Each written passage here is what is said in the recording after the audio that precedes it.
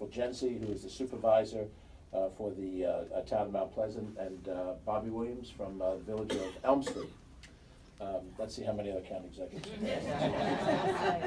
Mayor of Larchmont, Lorraine Walsh, the town supervisor and head of the Municipal Officials Association, Nancy Seligson, from Mamaroneck Town, from Ossining Dana Leverberg, who's the supervisor, Dan Hochberg, who's the mayor of the village town of Scarsdale, Peter Parsons, supervisor from the town of Lewisboro, Kevin Hansen, supervisor of the town of Poundridge, and Warren Lucas, supervisor for the town of North Salem. We may be joined by one or more other elected municipal officials who are here today. We're also joined by Bob Giordano, who is with the Yorktown, it's not the Chamber of Commerce, Small Business Association, and we're very much appreciative of your presence here. And we'll touch on any of these entities in a second. The task that brings us here is not to talk about a tax. It is here to talk about how do we stabilize the finances of Westchester County. I've had the pleasure of being county executive for almost 14 months, and in that period of time, we've tried to understand everything that we can about how the government is operating and then try to chart a path going forward. We have presented our first budget, which was adopted by the Board of Legislators, that had within it a 2% property tax increase, and we had some variety of different things we needed to do to balance the budget. But in the process of putting that budget together, we looked at what was the long-term prognosis of Westchester County's finances. And as the bond rating agencies scored us and lowered our bond rating from AAA to AA1, put us on a negative outlook, I said at the time that that was a fair assessment of where we were. We've had a controller's audit that we asked for the very first day in office that scored some of the financial practices of the county and set up warning flags. We are one of the four most stressed, financially stressed entities, local governments in the state of New York. Every municipality's got its issues, school districts have their issues, but Westchester and a few other jurisdictions are at the top of the list of those that have some difficulty. The problem that we face is structural, and it's very important to understand that structural problem did not happen in a day. It did not happen in one budget. It's not going to be resolved in any one budget. I also recognize, because I've had the fortune over the years of having served in local government as a councilman in my home community, I've served in the Board of Legislators, I was the minority leader at one point, and the chairman at one point. I've served in both houses of the state legislature, and I've chaired my county political party. So as Judy Collins sang, I've seen life from both sides now. And the important thing to understand is that we are at a point where clarity and honesty is essential. It is always a reality of politics that none of us want to say something that may be true, but unpopular. And oftentimes we're punished by the electorate if we say something that goes beyond what they're expected to hear. But what they need to know now, what you need to know now, and those of you in the press, as you choose to report this, need to understand that the Westchester County financial picture is in a crisis situation and will only get worse if we don't take bold action. Now, there's a school of thought that says all we need to do is cut back, consolidate, spend less money, you're spending too much money, and that's spoken by people that do not have an encyclopedic knowledge of what this government has to do. And when I say have to do, because we are mandated for anywhere between 60 to 70% of the services that we must provide by the state government and the federal government, the programs we have. Our largest department is the Department of Social Services. I believe our second largest department is the Department of Corrections. We do not have the option to not house prisoners in this county. We do not have the option to not have a probations department to deal with those prisoners when they have paid their debt to society. We do not have an option to treat sewer treatment.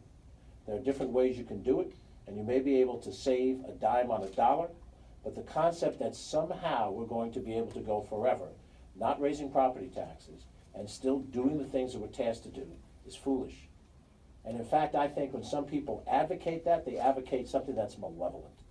They are trying to tip the argument away from rationality and toward emotion.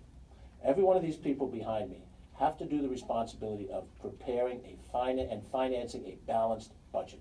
No municipal government in the county is just a municipal government too. We're bigger than most, a little bigger than Yonkers, bigger than our friends here in the village and the towns and the small cities. But we do not have the ability to run a deficit like the federal government does. And we only have very limited forms of taxation open to us. And that's at both the local level and the county level. The county has a few more tools than the municipal government does.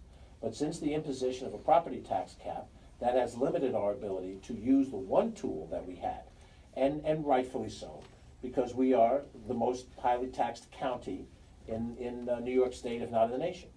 But we're the most highly taxed county not because of the villages and the towns and the cities or even the county, but because so much of our expenditure on schools is also structured through property taxes.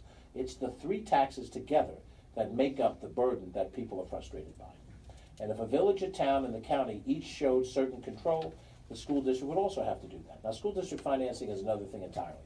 It's structured differently as a singular service, and there is state support for that, but they are under stress as well. And the plan that I have here tries to help address that as well. But the bottom line is this, and I'm being very simple and straightforward. I'm not being alarmist, I'm not a Cassandra. If we do not get additional steady forms of revenue outside of property tax revenue, this county government will go under, and in due time, so will the municipal governments. Let me repeat that. If we do not get a steady stream of non-property tax revenue, municipal governments in this state will be led by the county, but we won't be the last one. We will go under. And going under involves a fiscal control board coming in from the state, which has been done in Nassau County currently and in Yonkers. It's not for lack of understanding the fiscal policy that we need. It's not for lack of making tough decisions. It's for lack of revenue that cannot support the tasks we have. As a county government, we're tasked with housing the homeless. That task is not debatable.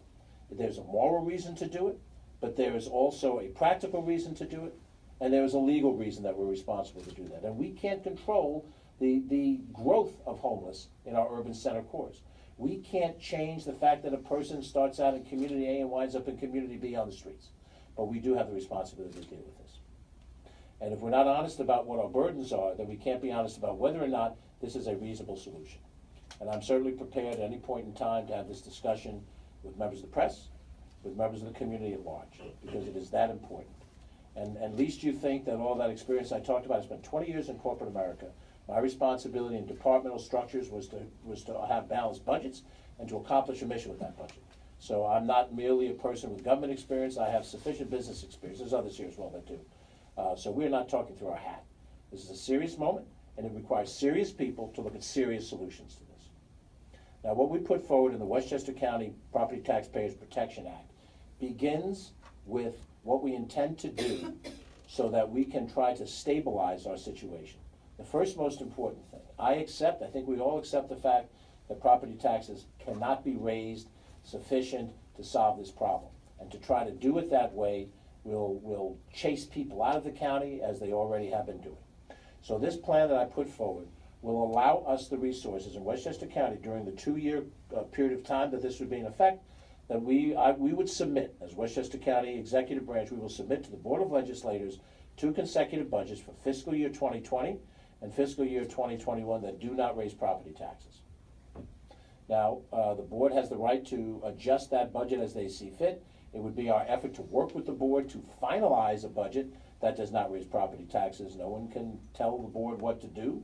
They will have their discussions and they will go where they have to go. But it will be our intent as an administration not merely to present a budget, but to work with the board to try to finalize a budget that does not raise property taxes. And if it's possible to lower it by a little bit, we'll do that. But that will depend on factors that are beyond our control. The second thing that this proposal does, this will give us the ability to put a designated amount of money in our reserve fund at the county government level in each of the coming years that will help build back our reserve fund. Our reserve fund now, in round numbers, about $70 million. Not too long ago, it was at $170 million. The rating agencies looked at the drop in the reserve fund in a very negative light. Negative outlook gets put on the way they look at us. Why? Because for consecutive years now, we've had to go into the reserve fund to balance the budget. Why? Because we didn't submit budgets with adequate revenue.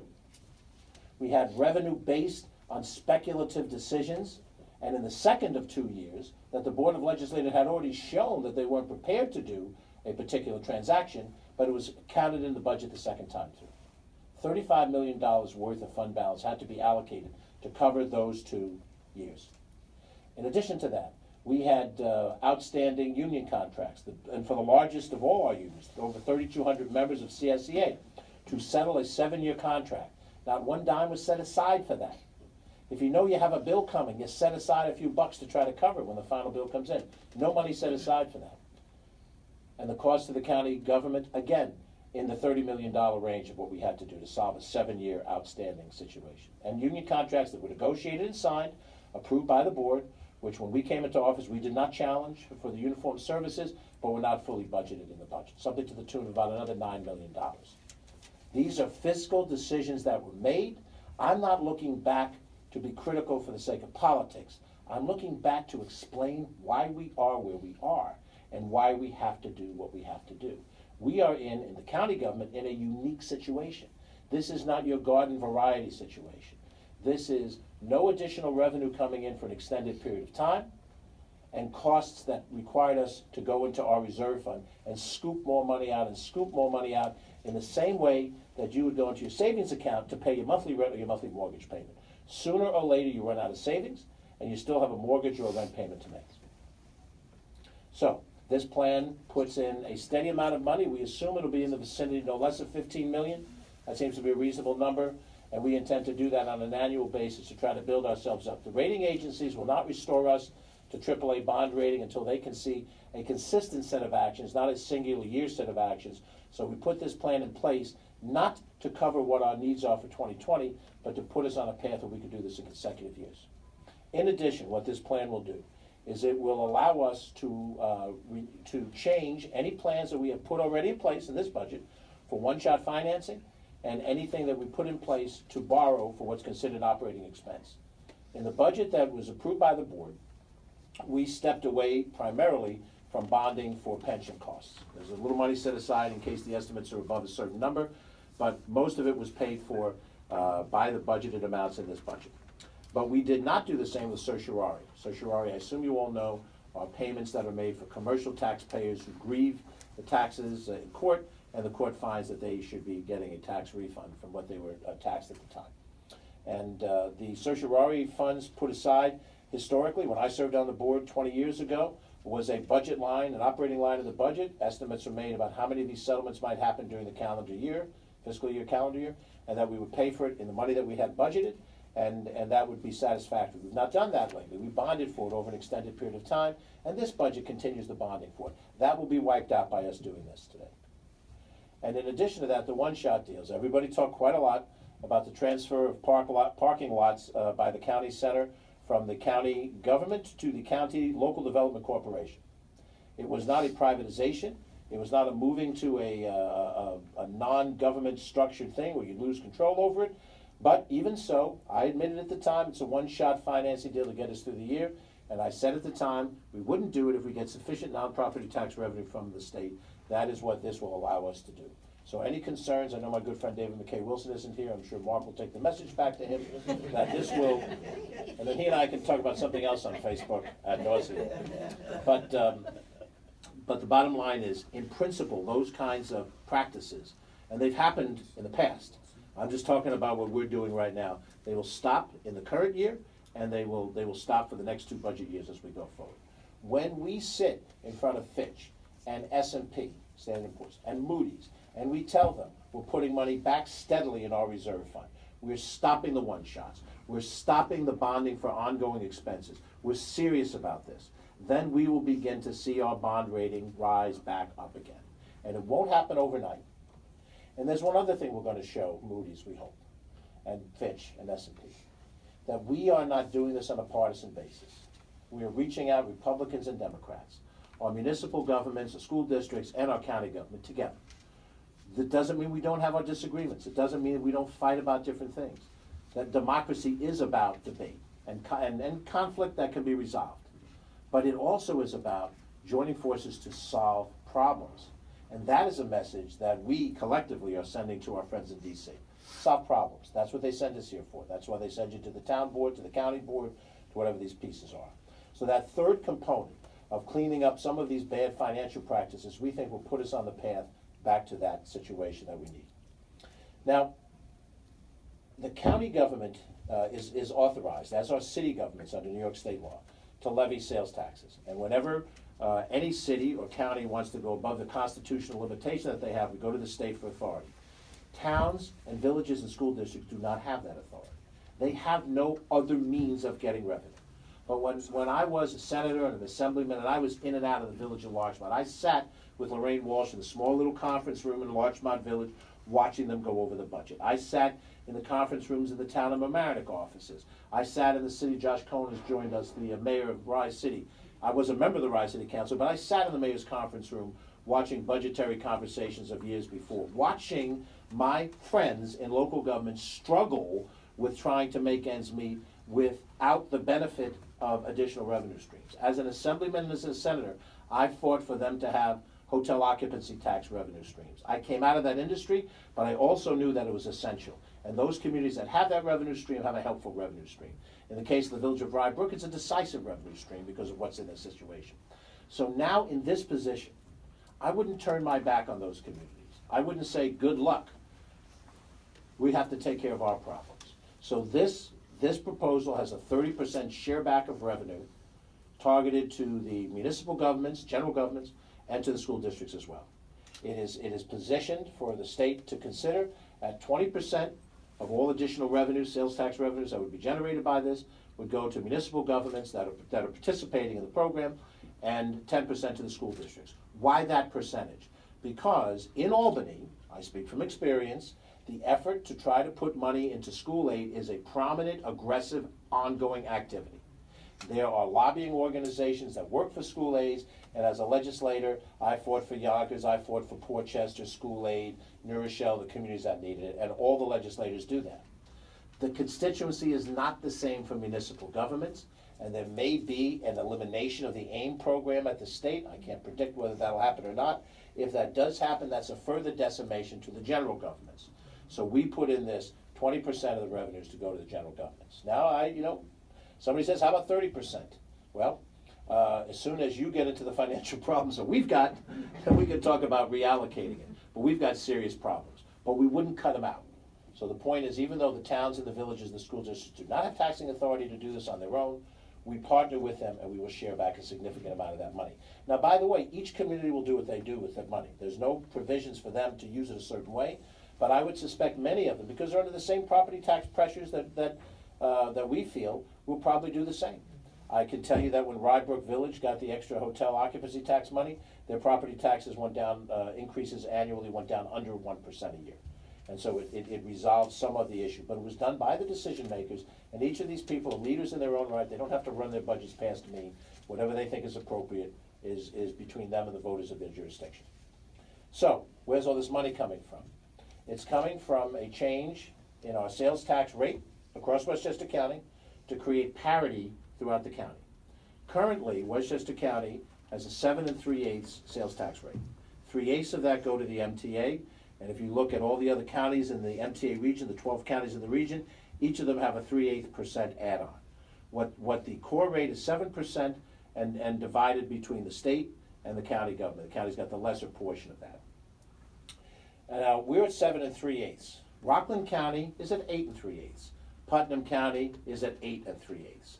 The city of Mount Vernon is at 8 3/8. The city of White Plains is at 8 3/8, and the city of New Rochelle is at 8 3/8. And the county outside of those places are at 7 3/8. So the proposal brings to parity the sales tax rate in the other jurisdictions of Westchester County. Yonkers remains at 8 5/8, which is a quarter above that, 2/8, 1/4 above the other ones, but everywhere else in Westchester County there'll be a similar tax rate. Now, ask yourself, when was the last time you shopped in any location and asked about what the tax rate was in that jurisdiction? We finished the holiday shopping season. I shopped a little bit in a variety of different places, and I tell you, I don't know about this stuff. I never once asked what the tax rate was, because I knew. But there are reasons to shop in certain stores. They happen to be in certain communities, and in those communities, the rates are what they are. And if I have a reason to buy something in White Plains, I do. If I have a reason to buy something in Portchester, Fritz, I did shop in Portchester. I do. And most people operate under that. Now, by the way, if I were to shop in White Plains, which I do, I work in White Plains, I could go to the checkout counter and say, by the way, I'm a resident of Rye, 10580. I want to be charged the 10580 tax, which is 1% less. How many people do that? Very few. Do you do it? You have to answer this, but think to yourself, do you do this? So before you write and editorialize about how this is going to change and move people's decision-making, ask yourself, honestly, does it change your decision-making? Now, we have here Joe Scamato. I don't know if he's in the room. If he isn't, he should be. Joe just recently got engaged to his girlfriend, their fiancée now. We're very happy for Joe. Congratulations. Joe just went out and bought a beautiful diamond ring. I'm sure he thought about the sales tax on the diamond ring. I don't know. He may have bought that in Portchester too. But and certainly when people buy automobiles or significant new kitchen, all new kitchen appliances, then the sales tax number comes in place. But it's important to understand the human dynamic of this. If you see a lamp for $100 and you buy it for $100, if you buy that lamp at 7 3/8, you will pay $7.38 in sales tax. If you buy that lamp at 8 3/8, you will pay $8.38. So the lamp that you buy for $100 will cost you either $107.38 or $108.38. That is the practical reality of what this means in an individual purchase. We are saying that that transaction, the sales transaction, is a more fair way to fund the programs of the county government than going back to the property taxpayers to generate more money through property taxes. Now consider the metric here. In Westchester County, 1% of property tax increase is $5.5 million revenue to the county government. If we have a gap of, give you a big number, $70 million, that's roughly equivalent to a 0.5% increase in the sales tax, and $70 million is equatable roughly to about a 12% increase in property tax. So ask yourself, if you're going to buy a $100 lamp and you're going to pay $1 on that lamp, you buy a pair of blue jeans, I don't even know what these things go for, $80, and you're paying an extra 80 cents on it, versus a 12% increase in your property taxes, how could that possibly be, from a consumer standpoint, an equal trade-off? And then to consider that people who buy in a local jurisdiction from outside of the area will pay that sales tax to the local jurisdiction. So it's not just paid for by the people who reside here. And it's paid for by everybody that purchases an item, not just those who own property in the area. So while sales taxes are argued to be regressive, property taxes are more regressive. Let me go one step further. I know we're getting to 201 on taxes, but I said this is a time for serious discussion. All right, that's why this is, and is this on the final? Yes, it's on the final. It's on my final. When you consider what happens with regressivity, consider that the poorest people in Westchester County primarily live in the city of Yonkers, in the city of Mount Vernon, and then to a fair degree, the city of New Rochelle and the city of White Plains. There are poor people in every community that in this county. And there are wealthy people in those 4 communities. But the highest concentration of the poorest people are in the cities that are already paying 8 3/8%. So they're already paying a higher sales tax. When you look at the wealthier communities, they are the ones that are paying the lower amount of sales tax today as residents. Now, the county government provides a wide variety of services. I touched on a few of them. But when you go through them in detail, you'll see that most of what we spend money on are services for people who are poor. We have a public health department that has public health clinics. Those health clinics generally are not needed by people who have their own private doctor and their medical group, but they're there for poor people who have to be immunized against a disease. The bus system that we have, if you have a car, you don't go on the bus system. But if you don't have a car and you're across the street, you're in Petrillo Plaza in Mount Vernon, you're getting on a public bus to go to school, to go to shop, to go perhaps to a doctor's office, to go to work every day. Those people are the poorer people in this county. That's what county tax dollars pay for in terms of services. So the argument about regressivity, which I remember hearing back in graduate school, is factored into a unique situation here, where our 4 cities, with a concentration of the poorest people, are already paying the highest property sales taxes. And those that are not in that situation, there are some exceptions to be sure. Now, just to summarize the narrative portion of this. We are looking for the support of our state delegation to advocate for this. We are looking for the governor and both houses of the legislature to agree to put this in the budget to be adopted on March 31st in Albany. Why do we ask for that? If it's adopted in the March budget, then it can go into effect by July. If it goes into effect by July, any of the villages behind me who are putting their budgets to bed in the spring will have an infusion of money that will benefit them for the greater portion of their budget year. If, and this, by the way, applies to the school districts as well, because the school districts, I think, are on a July 1, June 30th budget. If we start to see, well, the revenue itself won't come until the end of the quarter, but if the tax starts on July 1st, the increase starts on July 1st, then they can accrue money that will be manna from heaven in the middle of their budget years, and will handle any problems that they may have in their municipal budgets, if it can be done in the budget. Now, the Assembly and the Senate and the Governor, they're the three entities in a room. You can't say the three men in the room now, you've got a woman in the room. But the three entities operate differently. Obviously, I've not been part of the executive branch up there. I've been in both of the two houses. The Assembly operates in one way, the Senate operates a little bit differently, and I am sensitive, we are all sensitive, to the fact that each house will come to their decision on their own. The various state legislators have said to us individually, privately, how they feel about this, but they will go through a certain process as an entity, and it's not for me at this point to try to say this is what you should do. All I can say is what I've said earlier. We need this like we're breathing air. And I'm not going to accept any pushback where people say there's another path. All you have to do is eliminate a department. Take your workforce, which went from 5,000 people down to 4,000 people. Take it down another 1,000 people. Sell off a few more of your assets. Then you'll get through it. That's not the long-term path. That doesn't do. The state legislature will have to think about that and discuss that, as will the governor. I have respect for them. They're all friends of mine. But as you learn in government, party affiliation and friendship comes to a halt when we're talking about dollars and cents. And everybody's worried about their corporate interest. But I tell you as I stand here, I worry about the corporate interest of the village town of Mount Kisco.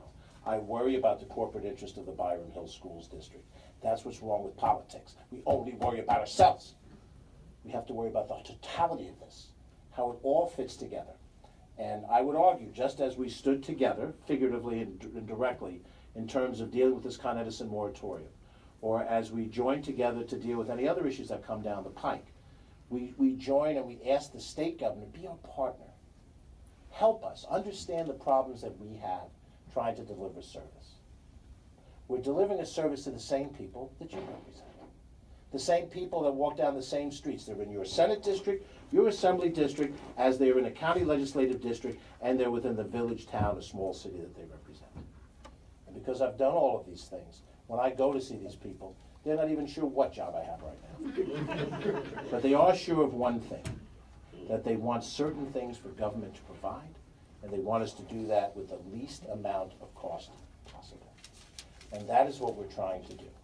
And that is why we're trying to do this as a group, to ask for what we think is a less impactful source of revenue, moderately asked for. It keeps us at or below the competitive areas around us. It handles the regressivity issue of the poor and the wealthy. It shows at the county level a responsible way to budget and a responsible way to deal with fiscal policies. We put a package together that we put before the state legislators and we say, please help us. Help us, my friends, help us. Help us stabilize our finances so that we can do the things that we can do and that we can go forward together. And that it's not a I win, you lose, or you win and I lose, that we all win. That we all win. I'm going to ask a couple of my colleagues here who have been willing to share a few thoughts. And in most cases, the municipal officials don't necessarily have to agree with every element of this. I don't treat this as a blanket endorsement, but this is a way for them to get needed revenue that will help them. And so with that, I'm going to ask, I think, our Supervisor Warren Lewis from North Salem to share a few thoughts. Warren? Thanks very much, George. I want to thank the county exec for bringing this forward. I'm maybe a little unique up here. This is my 29th year on the town board in North Salem. I've been supervisor since 2010. And I've gone through budgets upon budgets. And when this originally came forward many years ago, when we were sharing with in part of the sales tax with the county, it was an absolutely huge difference to my town. And it was many years that we were able actually to stay at the same tax level without increasing taxes. And I would hope that this would do the same thing. There's very few places to get money from, right? It's real estate taxes, it's fees, and it's some type of consumption tax. And as the county exec laid out, municipalities like towns are not allowed to go forward and do that in sales tax. And so for him to actually put this together for the county to think of the towns and the municipalities is really phenomenal. very, very much appreciate it. We could have a whole discussion on mandates, and you weren't forceful enough on that, but you can assume that retirement, that's something that we have to do. But there are other things that many states throughout the U.S. don't do, and it's 40% of the county budget. 40% of the money that they collect in taxes goes out to Medicaid. There's 2 states in the U.S. that dump it on local property taxes. New York's one. We also pay a huge amount of money in MTA and stuff. So these things that are forced on us, we need some type of means of getting money from other places. And again, I want to thank you very much for doing this. Very, very helpful to the municipalities. Thanks. The mayor of the village town of Mount Kisco, Gina Pickenich. Gina? I just want to start out by thanking the county executive and also all on his team. This is about a solution. So when you have a challenge and you have a problem, you have to work that problem and identify a solution. And every organization requires fiscal strength and stability in order to be able to deliver services, and government is no different. So our county executive has put forward a SMART plan, generates the needed recurring revenue, builds reserves, it holds the line on property taxes. And in this proposal, he's giving part of it back to our local municipalities for us to get recurring revenue so that we can work to hold the line on property taxes. This is really important. We all know that. We all live here in Westchester County. So we've got municipal leaders from across the county here standing in support. And so I think a key message here is to those up in Albany, we need your support. We need for you to give Westchester the leeway that it needs to put itself on the firm financial footing. And we've been taking a couple of hits, and so we need support from Albany. We're here together as partners, and so as our county executive has said, we depend on Albany to be our partners as well. Thank you. I guess I should invite any of my other colleagues in local government to share thoughts if they'd like to. And just if you'd like to, feel free, and just introduce yourself with the microphones. Anyone?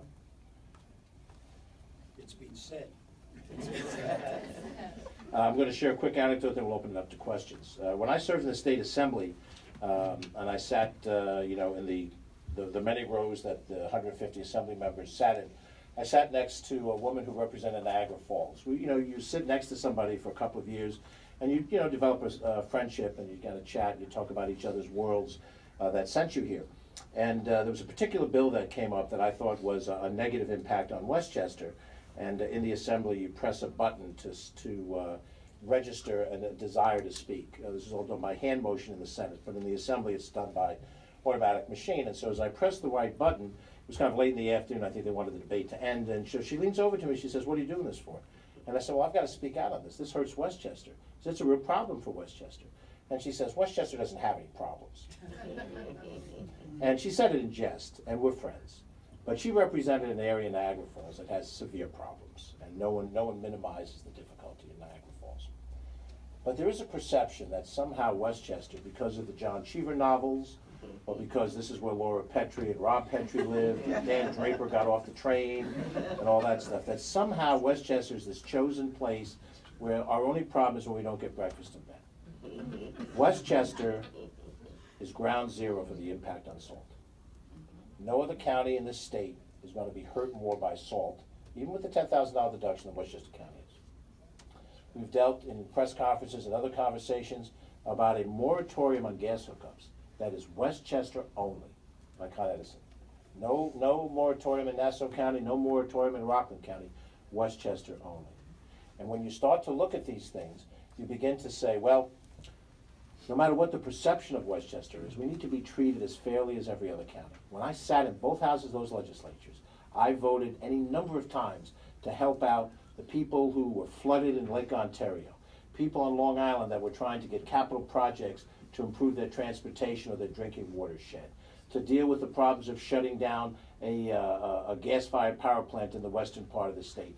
And time again, no great heroics, I did what I thought was appropriate for the state of New York to be helpful to all the other parts of New York without worrying about what was in it for Westchester, what was in it for my district in the Sound Shore, or my Senate district, that crescent from Bedford to East Yonkers.